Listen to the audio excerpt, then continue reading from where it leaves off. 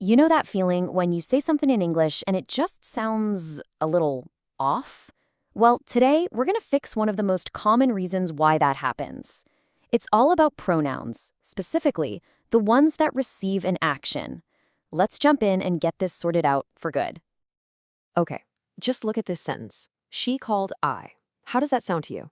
Yeah, if your brain just went, wait, what? You are definitely not alone. It just doesn't feel right, does it? And you know what? Your instincts are totally on the money. Something is definitely wrong there. But here's the best part. The fix is so simple. I'm serious. In the next few minutes, you're going to master this. So, the whole secret, the key that unlocks all of this is just one simple idea. It's all about figuring out who's the doer of an action and who's the receiver. I mean, it really is that simple. In any sentence, someone's doing the action, right? That's our doer. And then someone has that action done to them. That's our receiver. Doer and receiver. Got it? Cool. Now check this out. Every single doer pronoun has a matching receiver partner. So I has me, he has him, we gets us. It's kind of like a buddy system. The only question is, when do you use which one? Well, that's where our one golden rule comes in. This is it. This is the big takeaway that's going to make everything just click into place. If you remember just one thing from this, make it this. So what do we call these receiver pronouns? Well, the official name is object pronouns. And that makes sense, right? They are the object of the verb, the target of the action. They're on the receiving end of things. All right, so here's the rule. 2 parts, both super easy. First, find the action word, the verb. The pronoun that comes right after it, it's always a receiver, an object pronoun.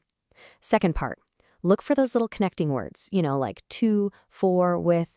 We call them prepositions. The pronoun right after those, yep, you guessed it, also a receiver pronoun.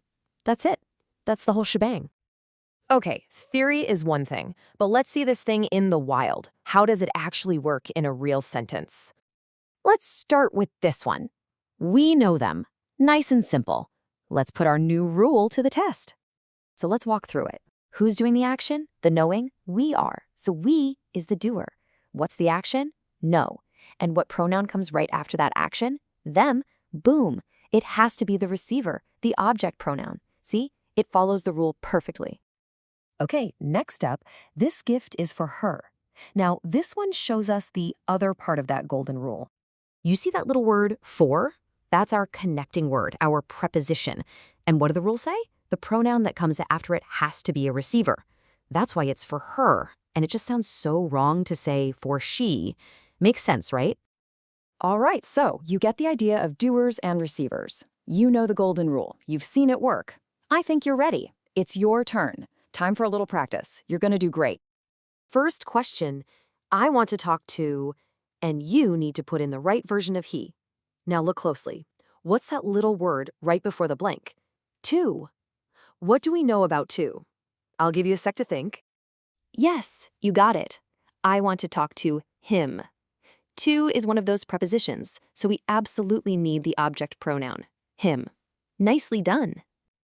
Okay, round 2, give the book to, is it we or us? Again, hunt for that little connecting word. It's the key. Of course it is. Give the book to us. Once again, we've got the preposition to, so we need the object pronoun us. You are on a roll. All right, last one. This is the boss level. You got to pick 2 words here. Is it they saw me or them saw I? Just think, who's the doer and who's the receiver? And the answer is they saw me.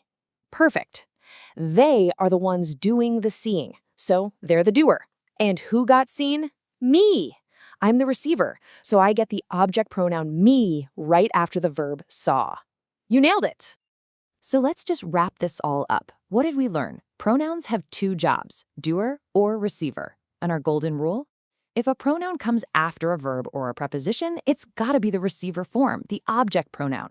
So remember that very first sentence, she called I? We know now it's she called me. And you know exactly why. It feels so good to know the rule, right? Okay, so here's a fun little challenge for you. Now that you know this rule, your brain is going to be looking for it. So go read something in English, an article, a blog, whatever, and just see how many of these object pronouns you can spot. I promise you, you're going to see him, her, us, them, and me everywhere. And every time you see one, you'll know exactly what it's doing there. Pretty cool, huh?